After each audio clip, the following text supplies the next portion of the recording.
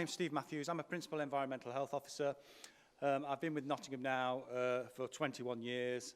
I'm now leading a recent team we've put together called the Joint Audit Inspection Team. And in the 21 years, I think this is one of the most ambitious things that we've done so far. Nottingham City Council are ahead of the curve, I believe, in what we're doing. And basically what we're looking at is multiple occupied residential buildings. So before I talk about that, why are we looking at these buildings? Well, we all know what happened on the 14th of June 2017, Grenfell, the worst UK residential fire since the Second World War, unfortunately 72 deaths. Dame Judith Hackett, one of my heroes, got put in position. So she was commissioned by the government following the Grenfell Tower fire to look at building regulation and fire safety. So it's not the inquiry, it's looking at building regulation. And I won't apologise for reading this out. This comes straight back from her final report. She talks about ignorance. Regulation and guidance are not always read by those who need to. And when they do, the guidance is misunderstood and misinterpreted. Indifference. So the primary motivation is to do things as quickly and as cheaply as possible rather than deliver quality homes which are safe for people to live in. Lack of clarity and roles and responsibilities. There is ambiguity over where responsibility lies, exacerbated by a level of fragmentation within the industry and precluding robust ownership of accountability. And the final point she made is inadequate regulatory oversight and enforcement tools. The size or complexity of a project does not seem to inform the way in which it is overseen by the regulator.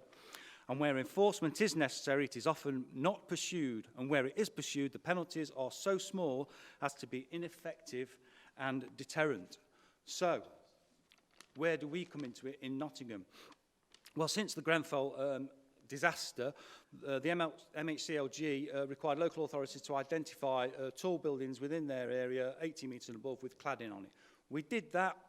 It wasn't our section that did that, it was another department, but myself and Duncan got involved and brought into this by accident, really. The first property, so we identified 11 buildings within the city.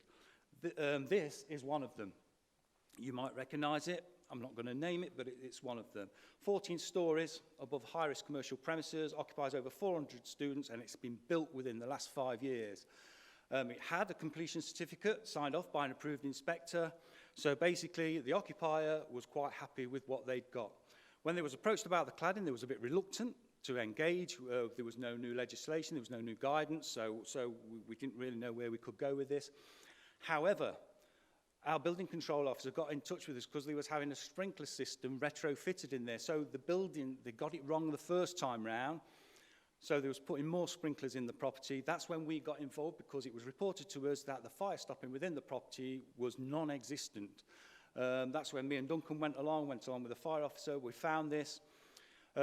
We put pressure on them. Basically, it was just the start of the holiday season, the summer holiday, so most of the students had gone away. There was 100 foreign nationals left in there, and through some advice and pressure, they emptied the property and basically turned it back into a building site and got everything sorted out.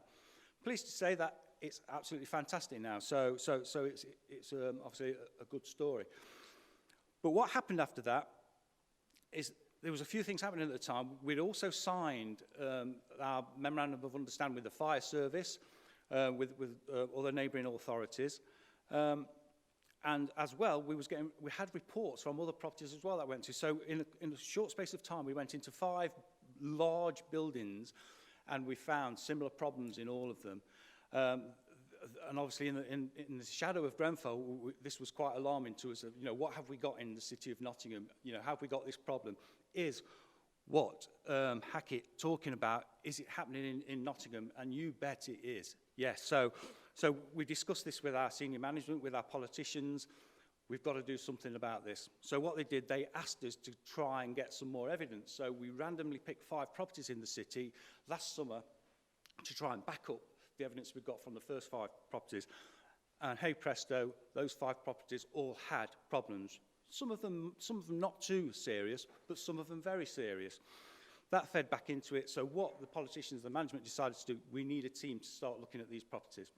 So the JATE was formed. So it's the Joint Audit Inspection Team. It's myself, Fire Protection Officer, 2 enforcing officers. It's a 2-year programme concentrating on multiply occupied residential buildings. We've defined that as buildings containing 11 or more flats, despite how high it is, because our opinion is if you've got a building of 18 metres that's clad, it's not much different to a building of 17.5 metres that's clad.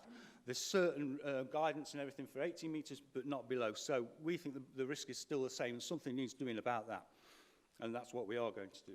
So, where are we now? We're ahead of the curve, well ahead of the curve. We don't believe any authority in the country is doing this.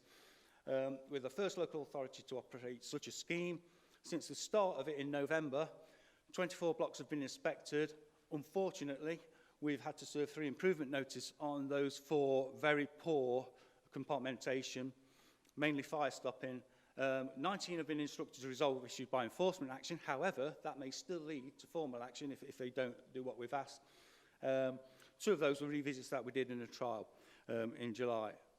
We were in a position where we could have prohibited a couple of flats within one of these tall buildings, but through, again, through working with the well, not the occupier, but the management company, they voluntarily closed them.